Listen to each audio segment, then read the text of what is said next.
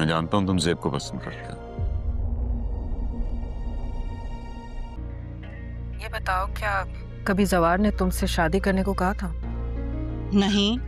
तो फिर तुम भाईजान के ऑफिस जाओ, उनके जो भी बिजनेस एसोसिएट्स हैं उनसे अपना इंट्रोडक्शन करवाओ। क्या जरूरत थी बेजाज साहब से मेरी शादी का जिक्र छेड़ने की? मुझे मालूम नहीं था कि तुमने ये बात छुपा कर रखी है इससे। उसके बारे में हमारी राय वन साइडेड है, उसे हम हरगिज ब्लेम नहीं कर सकते हैं। ताकि उन लोगों को भी तो पता चले कि तुम हो, अब सिर्फ तुम ही हो सारी जायदाद के वारिस। बात छुपाना तब हो जब बात जानबूझ के छुपाई जाए। मुझे इस बारे में कुछ नहीं पता था, यहाँ आकर पता चला, वो भी दूसरों से।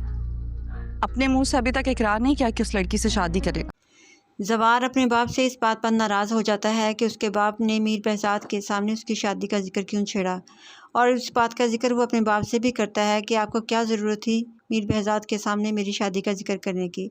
जिस पर उसका बाप कहता है कि मुझे इस बात का अंदाज़ा नहीं था कि तुमने ये बात उनसे छुपाई हुई है, वरना मैं उसके सामने जिक्र नहीं करता। और वैसे भी इस बात में कोई झूठ नहीं है कि तुम्हारी और रेशम की शादी तय हो चुकी है।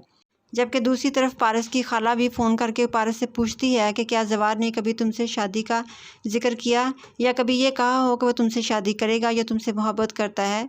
जिस पर पारस अपनी खाला से कहती है कि जवार ने कभी ऐसा मुझसे जिक्र तो नहीं किया और ना ही कभी उसने मुझसे कोई शादी का वादा किया है। और बता, उसने तो कभी मुझसे ये भी नहीं कहा था कि उसकी रेशम के साथ शादी होने वाली है। वो भी मुझे यहाँ आकर मालूम हुआ है, वो भी दूसरों के मुँह से। जवार ने अभी तक अपने मुंह से इस बात का भी इकरार नहीं किया है।